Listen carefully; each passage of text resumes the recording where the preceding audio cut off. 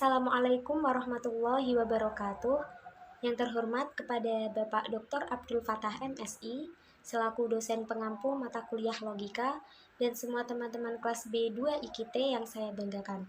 Di sini saya Himatul Uliyama Fazel dengan NIM 20301110066 bersama rekan-rekan saya dari kelompok 7 yakni Deva Faros Sajid dengan NIM 20301110064 dan Leni Listiani dengan NIM 20301110065 akan menyampaikan materi tentang konsep, pengertian, dan penggolongan dalam logika. Pembahasan pertama adalah konsep dalam logika. Konsep berasal dari kata Latin concipere yang artinya mencakup, mengandung, mengambil, menyedot, dan menangkap. Dari kata concipere muncul kata conceptus yang berarti tangkapan. Dengan begitu, kata konsep berarti hasil tangkapan intelek dan akal budi manusia. Jadi, apabila akal manusia menangkap sesuatu, dapat terwujud dengan membuat sebuah konsep. Nah, buah atau hasil dari tangkapan itu disebut konsep. Konsep di sini merujuk pada representasi atau objek yang ada di luar subjek, seperti benda, peristiwa, hubungan, dan gagasan. Gambar atau esensi dari sesuatu yang muncul sebagai konsep ini mengandung karakteristik atau kualitas. Terdapat dua macam kualitas, yaitu kualitas primer dan sekunder. Kualitas primer ini merupakan sebuah konsep yang dapat diamati langsung atau dapat diobservasi, juga dapat diadakan pengukuran. Jadi, kualitas primer melekat pada materi dari konsep benda atau hal yang kita amati. Contohnya, panjang, lebar, volume, kecepatan yang diukur, rumus kimia, dan lain-lain. Yang kedua adalah kualitas sekunder. Kualitas ini berkaitan dengan warna, rasa, kesan-kesan yang kita simpulkan berdasarkan pengamatan. Jadi, kualitas sekunder ini berarti sifat-sifat atau karakteristik yang tidak melekat pada materi dari sebuah konsep atau hal yang diamati. Contohnya warna, sifat, rasa dari sebuah objek apapun. Kita ambil contoh, misal ada sebuah kursi di sini. Kualitas primernya seperti apa? Kita bisa lihat tinggi dari kursi itu. Misal tingginya sekitar 1,5 meter. Berbentuk apa? Berbentuk persegi panjang atau persegi. Dan itu terbuat dari apa? Terbuat dari kayu. Nah, itu termasuk kualitas primer. Lalu bagaimana kualitas sekundernya? Bisa dilihat dari warna. Oh, warna kursi ini adalah coklat. Kursi ini berwarna hitam. Jadi, kualitas primer itu termasuk hal yang melekat. Jadi, panjangnya, tingginya. Sedangkan kualitas sekundernya adalah warna. Maka dapat dikatakan lebih mudah untuk bisa sepakat terhadap kualitas primer karena hal tersebut secara kasat mata dapat dilihat. Sementara kualitas sekunder membutuhkan kesepakatan lebih jauh karena kesan atau impresi yang ditimbulkan dan ditangkap setiap orang lebih beragam. Bayangkan jika ada seseorang yang buta warna, pasti dia tidak tahu kalau kursi itu berwarna coklat. Dia tidak tahu kalau kursi ini berwarna hitam. Juga kesan yang dirasakan oleh setiap orang pasti berbeda. Seperti ada yang mengatakan kursi itu empuk, ada yang mengatakan kursi itu rapuh, dan sebagainya. Jadi, kualitas primer di sini lebih mudah daripada kualitas sekunder. Konsep juga dipahami tidak hanya dengan kualitas yang dibawa, tetapi juga dengan luasnya. Konsep memiliki aspek komprehensif dan aspek ekstensif. Aspek komprehensif artinya aspek yang mencakup berdasarkan ciri. Dengan kata lain adalah ciri atau unsur yang mewujudkan sebuah konsep. Contoh komprehensif dari manusia. Manusia adalah makhluk hidup. Manusia adalah makhluk yang berakal. Manusia adalah makhluk sosial.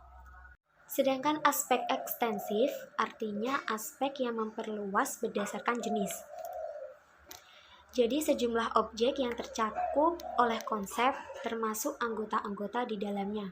Contoh ekstensif dari manusia adalah Budi, Anastasia, Anton, dan nama-nama lainnya. Jadi aspek komprehensif cakupannya lebih umum sedangkan ekstensif lebih khusus. Semakin banyak komprehensinya atau semakin luas cirinya, maka semakin kecil atau sedikit ekstensinya. Begitu juga sebaliknya, semakin sedikit komprehensinya, maka semakin besar atau semakin luas ekstensinya. Misal kita ambil dari konsep alat transportasi. Apabila komprehensinya lebih sedikit, atau ciri yang disebutkan lebih sedikit, misal hanya alat transportasi, maka ekstensinya akan lebih luas. Oh, bisa mobil, bisa pesawat, bisa motor, bisa sepeda, dan sebagainya. Berbeda jika komprehensi atau ciri yang disebutkan lebih banyak.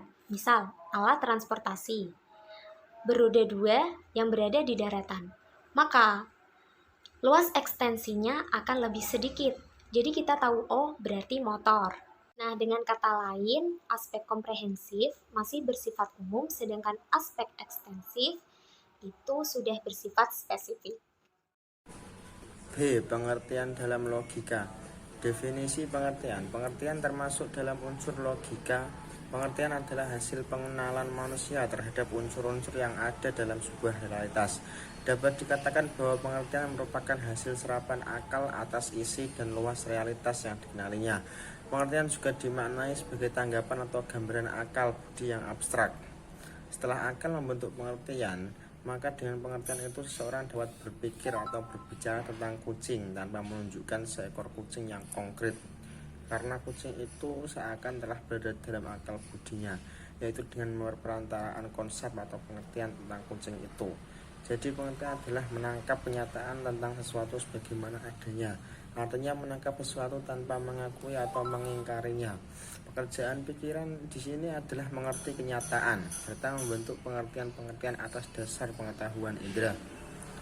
Isi dari pengertian. Isi pengertian adalah semua unsur yang termuat dalam suatu pengertian. Isi pengertian itu dapat ditemukan dengan menjawab pertanyaan, manakah bagian-bagian pengertian tertentu. Pengertian manusia misalnya mengandung unsur-unsur pokok seperti rasional, beradab, berbudaya, berada, material, berbadan, hidup, dapat berbicara, makhluk hidup, dan seterusnya. Misal lain, pengertian pegawai negeri meliputi ia adalah seorang manusia, mempunyai pekerjaan tertentu, tidak secara kebetulan, memiliki jabatan tertentu, gajinya dibayar pemerintah, tidak diangkat oleh pemerintah. 3. Luas pengertian. Luas pengertian adalah benda-benda yang dapat dinyatakan oleh pengertian tertentu. Setiap pengertian mempunyai daerah lingkungannya sendiri. Misal pengertian manusia adalah semua manusia tanpa pengecualian dan batasan apapun. Pengertian kuda menunjukkan hanya semua makhluk tertentu yang dinyatakan oleh pengertian itu dan bukan makhluk hewan lain.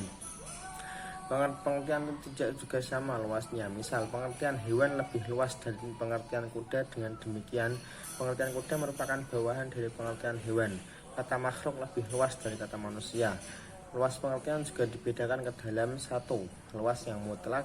2. Luas yang fungsional. Luas yang mutlak adalah luas pengertian terlepas dari fungsinya dalam kalimat, sedangkan luas yang fungsional adalah luas pengertian dilihat dari sudut fungsinya, yaitu sebagai subjek atau predikat dalam kalimat tertentu. C. Penggolongan dalam logika. 1.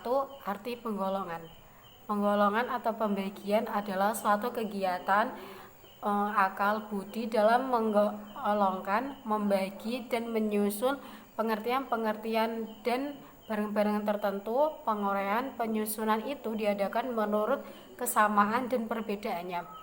Penggolongan dijelaskan pula sebagai sebuah proses di mana benda-benda individu dikelompokkan menurut ciri khasnya berlaku umum yang secara bersama-sama membentuk suatu kelas atau golongan. 2. Tata cara atau hukum dalam penggolongan. A. Penggolongan harus lengkap. Maksudnya, proses penggolongan segala sesuatu yang digolongkan itu harus meliputi semua bagian yang hendak digolongkan, sehingga apabila bagian-bagian itu disatukan kembali akan menjadi sebuah kesatuan yang utuh, lengkap, dan menyeluruh. Contoh, makhluk hidup digolongkan menjadi manusia, binatang, dan tumbuh-tumbuhan. B. Penggolongan harus sungguh-sungguh memisahkan. Maksudnya, Bagian satu yang kita golongkan tidak boleh menjadi bagian dari yang lain yang juga digolongkan. Penggolongan tidak boleh tumpang tindih. Penggolongan harus jelas dan tegas. Contoh, manusia meliputi pria dan wanita. Pria wanita meliputi bayi, anak-anak, remaja, dewasa, orang tua. C. Penggolongan harus menurut dasar, prinsip, atau garis yang sama. Maksudnya bahwa penggolongan harus konsekuen dan tidak memakai dua atau lebih dasar sekaligus dalam pembagian yang sama. Misal atas dasar usia, pendidikan, pekerjaan, kelamin, dan sebagainya. D. Penggolongan harus sesuai dengan tujuan yang akan dicapai. Maksudnya penggolongan harus menunjukkan tujuan yang diinginkan untuk apa penggolongan itu dilakukan. Contoh penggolongan nilai A, B, C, D, dan E yang diberikan oleh dosen kepada mahasiswa bertujuan untuk membedakan tingkat daya serap materi suatu perkuliahan oleh mahasiswa. 3. Tujuan dan manfaat melakukan penggolongan. Penggolongan penting dilakukan dalam proses pemikiran dan ilmu pengetahuan. Tujuannya adalah untuk mengupas suatu persoalan, harus dapat menangkap bagian-bagiannya serta menguraikan unsur-unsurnya. Manfaat penggolongan. A. Membantu pikiran atau benak bahwa fenomena-fenomena memiliki banyak variasi. B. Memungkinkan pikiran untuk memahami benang merah yang terdapat dalam hubungan antara objek yang satu dengan yang lainnya. C. Membantu memahami benda-benda atau objek-objek menurut struktur kodratnya. Demikian materi yang bisa kami sampaikan. Bila ada salah mohon dimaafkan. Wassalamualaikum warahmatullahi wabarakatuh.